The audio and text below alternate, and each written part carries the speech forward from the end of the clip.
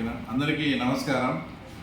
ఆ తర్వాత మొన్న జరిగిన వేంపల్లి సంఘటన, ఆ తర్వాత జగన్మోహన్ రెడ్డి కానీ సతీష్ రెడ్డి గారు కానీ మాట్లాడిన దాని మీద అసలు వాళ్ళు మాట్లాడిన మాటలు, వాళ్ళు మాట్లాడిన విధానం జగన్మోహన్ రెడ్డి గారు చూస్తుంటే తమకు అసలు క్రైమ్ అంటేనే తెలియనట్టు, వాళ్ళ కుటుంబానికి అసలు ఏమాత్రము వాళ్ళ క్రిమినల్ హిస్టరీ లేనట్టు, అసలు చాలా నంగనాచులు పతిత్తులైనట్టు ఆ తర్వాత జగన్మోహన్ రెడ్డి నిన్న మాట్లాడాను.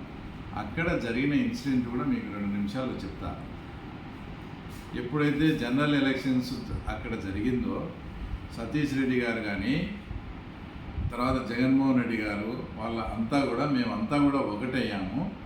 వేంపల్లి మండలంలో కానీ వేంపల్లి టౌన్లో ఎస్పెషల్లీ మీరు ఏజెంట్లో కూర్చుండే వాళ్ళ ఏజెంట్లను ఎటువంటి పరిస్థితిలో కూర్చోము, మేము ఇద్దరము ఒకటయ్యామని ఒక వారం నుంచి విపరీతంగా థ్రెటనింగ్, అందరినీ భయభ్రాంతులు చేయడం అదంతా కూడా చేయడం జరిగింది. అయినా కూడా తెలుగుదేశం పార్టీకి చెందిన వాళ్ళు కార్యకర్తలు అంతా కూడా ధైర్యంగా బూతుల్లో కూర్చుంటే అది చూసి తట్టుకోలేక లాస్ట్కు 2 నుంచి 4 గంటల ప్రాంతంలో 4-5 పోలింగ్ స్టేషన్లలో దూరి మా ఏజెంట్లను చొక్కాలు పట్టుకొని చించి వాళ్ళని అవమానపరిచి మీరు పోతారా లేదా అని చాలా కూడా ఇబ్బంది పెట్టడం. అసలు అక్కడ కొన్ని ఆ తర్వాత వీడియోలు కూడా చూస్తాం. ఎస్పెషల్లీ ఈరోజు నిన్న ఎవరైతే మాట్లాడతారో మేము అట్లా కాదు, వాళ్ళ అబ్బాయే, సాక్షాత్ వాళ్ళ అబ్బాయే అక్కడ స్కార్పియో మీదికి పోతా దాడి చేసే అన్ని క్లిప్పింగ్స్ వీడియోలు కూడా ఉన్నాయి. అంతా జరిగినప్పుడు అతను ఏదో ఇప్పుడు పులివెందులలో ఇంతమంది కామన్ ఉన్నారు, జరిగిన నుంచి ఎవరు జోలికి పోలేదే. అక్కడ జరిగిన సంఘటన ఎవరైతే ఏజెంట్లుగా కూర్చున్నారో వాళ్ళను చాలా ఇబ్బంది పెట్టి తర్వాత వాళ్ళను చాలా అవమానానికి గురి చేసినారు. కాబట్టి దానికి 100% ఏదైనా యాక్షన్ ఉన్నప్పుడు ఖచ్చితంగా రియాక్షన్ అనేది ఉంటుంది.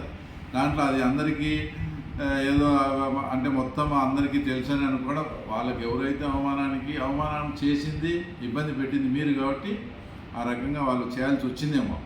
దాన్ని పట్టుకొని అసలు ఇలాంటి సాంప్రదాయం పులివెందుల్లో ఎప్పుడూ లేదు, అసలు అంటే ఇట్లా భయభ్రాంతులు చేయడం ఎప్పుడూ లేదు.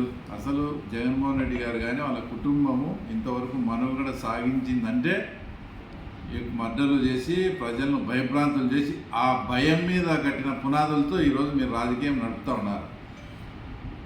గతంలో ఎత్తుకుంటే విలేకరు నారాయణ కానీ నంద్యాలపల్లి శివరామరెడ్డి మర్డర్స్తో లింగాల మండలంలో వచ్చి పెదగూడాల కృష్ణారెడ్డి కావచ్చు, పార్నపల్లిలో ఆ తర్వాత సూర్యనారాయణ గారి ఇంటిని పేల్చడం కావచ్చు, ఇలా 1, 2, 3 చెప్పుకుంటే అసలు మీరు మీ రాజకీయ పునాదే అసలు ప్రజలను భయభ్రాంతులు చేసి పుట్టింది. అసలు ఆ పిల్లాడంట ఎవరో 20 ఏళ్ళు చాలా పిల్లాడు అమాయకుడు అని మాట్లాడుతున్నాడు జగన్మోహన్ రెడ్డి.